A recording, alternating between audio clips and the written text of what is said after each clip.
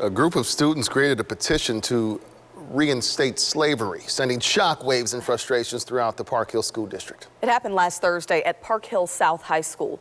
KSHB 41 News reporter Nick Starling talked with the school officials about how they're handling the situation. The principal here at Park Hill South High School was very tight-lipped when it came to the type of punishment these students received, as well as the incident itself, but did tell us he became aware about this when students brought it to his attention late last week. So when you hear something like this, it takes you a step back. Park Hill South principal Kerry Herron was in shock when he learned a group of students were making racial comments. There were some racist statements that occurred, and that this is not who we want to be at Park Hill South, and that this is not tolerated and will never be tolerated within our building. Herron tells us the students have been punished as they violated the school's policy. Now he wants to stop this from happening again. How do we as a community come together and use this as a way to make us stronger and having some legitimate conversations about race? That's where Terry Dion comes in. She's the school's director of access, inclusion, and family engagement. There is a social emotional side to incidents such as this that are racially motivated, and it impacts us all differently. And adds, listening to one another is a way to understand a way of life that is different from our own. To encourage our administrators to provide safe spaces and opportunities for students to speak their truth, to fully and honestly and openly talk about lived experiences and give space for that. Changing minds and understanding what you write or say matters. And how do we just help students to be aware of the implications of our actions and our words? The district will continue to have counselors for students to speak with and will hold group listening sessions with students if they have concerns. Reporting in Riverside, Nick Starling, KSHB 41 News. A Kansas middle school student has now died of COVID-19. The state's education commissioner announced the death earlier today during a Zoom meeting. This is the first child between the ages of 10 and 17 to die of the virus in Kansas. You know, that young child's death reminding us of the thousands of families just in the metro who have lost a loved one due to COVID-19.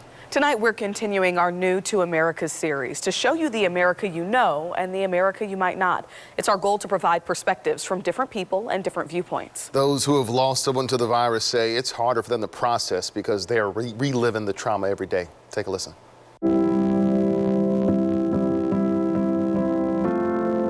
Everybody says we're going back to normal. When I hear that, my heart absolutely breaks. I don't have a normal. My name is Rocco Deserto. My name is Trina Johnson. I live in Inwood, New York. Long Island, New York. Newberry, South Carolina. Muskogee, Oklahoma. We have some family in Mexico, some family in San Diego. I'm here to share my story about the passing of both of my parents. Never in a million years did I think my brother was going to die. My mom was 63. She had no business dying. It has been the most traumatic experience I've ever had in my lifetime.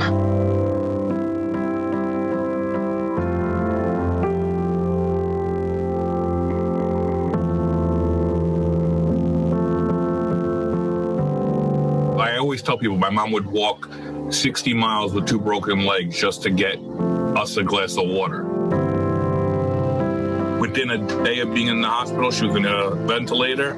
Within 3 days of being on the ventilator, she was dead. We were putting our kids to bed, and it was get a phone call from the doctor, and he said, "Listen, your brother is coding." Having family members yourself pass away and you're not able to support your other family members because you're under quarantine. When my father passed away, we weren't allowed to be with him, and he essentially died alone.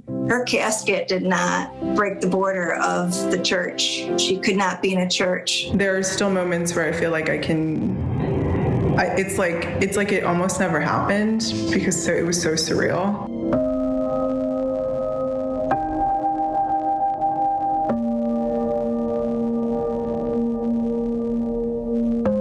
I still am struggling. I've gone through counseling and those sorts of things. I'm in counseling now, and my counselor said, I want you to put the face of COVID on a pillow and I want you to pound it out. It leaves something in limbo, in like a purgatory, a grief purgatory, and it'll always kind of be there. And there's still people who know what happened to my parents and still don't believe that it's real. My mom's cousins, they'll share memes and posts that minimize the virus, knowing that they lost a cousin to the virus. When someone says only the weak die of COVID, I'm hearing your mother was weak, that's why she died of COVID. Like, these are your fellow Americans.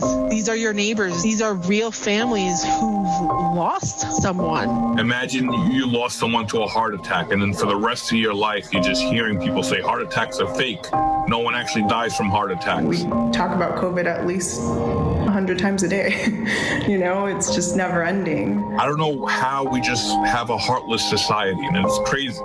And that's what it's just rubbed in your face all day long. There's my life before COVID and my life after COVID. It's just not a blip. I feel like it's my responsibility as my brother's youngest sister to share his story. I feel like things will never be back to normal. For everybody, but especially, for people who've lost somebody. So many of us know or have had a relative who died from this, right? Several of the people you just heard from are part of a Facebook support group for people who lost loved ones. You can find these groups by searching COVID Lost Support Groups on Facebook. Man, gonna take a minute after that. Yeah. Happening in the last hour, Douglas County commissioners vote to extend their mask mandate, now requiring kids 2 to 11 to wear masks in public spaces. The order lasts until December 22nd. Kansas City, Missouri Council also meets tomorrow to vote on a possible mask extension into next month. Well, good evening, everyone. Temperatures are dropping. You'll be surprised at how low they are in a few spots. Looking out on the plaza, it was a great night for tennis because the wind has gone almost calm on us. Look at this, 49 degrees in Lawrence, 48 in St. Joe already, 50 there in Knob Nasser. So temperatures are dropping. Details on the ups and the downs coming up. A misshaped apple, a lumpy potato, the fruits and veggies that are not quite right, but they're still good to eat. It all goes down in the belly the same, right? A local organization wants to turn those into 6,000 meals a month for local families. Canby's Market's developing its new kitchen pilot program. It'll take its produce donations and find creative meals for families in food deserts. Canby's Kitchen will fully operate within the next year. A clear road less than 24 hours after our story aired. You can see there are just remnants of the large trash pile that was once blocking that Kansas City street. If you caught our story last night, you'll remember this is what it looked like just yesterday. A nearby homeowner told us it had been like that for nearly a month. Well, we talked to the city, which told us they have 5 trucks assigned to illegal dumping cases like this. They simply can't keep up. But again, the area is clean tonight. What we're trying to do is keep a live music venue alive in the midst of literally the worst pandemic. It's no laughing matter either how a vaccine policy is helping to keep some local businesses open. We take you inside to see how they're implementing it. So this will actually give us an indication of the day-to-day behavior of people that were working that actually built Kansas City. Deja Jones visits the site of an archaeological dig at the Buck O'Neill Bridge. Archaeologists explain what it's all about and the items they found. That's tomorrow morning at 6 a.m. on KSHB 41. You're watching KSHB 41 News, awarded by the Missouri Broadcasters Association for Best Breaking News and Station of the Year.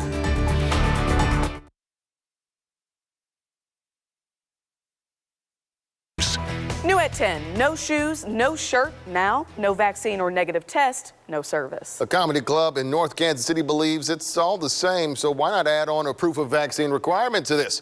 Many in our city are still wrestling with how to navigate this. KSHB 41 News reporter Megan Abundis was there to see how it went. The lights are on, the stage is set, and the sound is all the way up. Check, check, check. Chinese checkers, checking you out. Check the cash. Sweet. Ben Wendt is ready for his open mic night at the Rhino in North Kansas City after some new policy changes. Even if you completely disagree with us, that what we're trying to do is keep a live music venue alive in the midst of literally the worst pandemic in the history of this country. Newly enforced this week, people who want to get some good comedy or music have to either show proof of vaccination or a negative COVID test 72 hours before a ticketed show. Welcome to the Rhino. We're back. It's Wednesday night. We want to make sure that people who aren't vaccinated have a path in, and the whole point of having these new safer precautions is to keep people healthy. Wendt and his staff unanimously decided to follow other KC entertainment venues with the new rules. If not for safety, for profit. What we've actually heard is people are more likely to come to concerts now. People are more likely to come more often. And specifically, one of the biggest factors for us was that we were starting to have bands cancel and or have upcoming tours fall through at really not a sustainable pace. 6 different shows fell through for the Rhino in August, and they say profits have been razor thin since reopening, which made having people show a vaccine card worth it. We've just looked at our numbers, and it's just truly not sustainable long term. We barely made it through this last year. We're not going to make it through another round of that as a business. When it comes to how this will be enforced, staff says they're okay with asking the questions and getting the info. It's not about dividing. It's not about politics. It's about keeping people safe. Megan Abundis, KSHP 41 News. You know, Megan also learned after the business tested out the new policy last night, 2 people didn't have the proof, but there were no issues.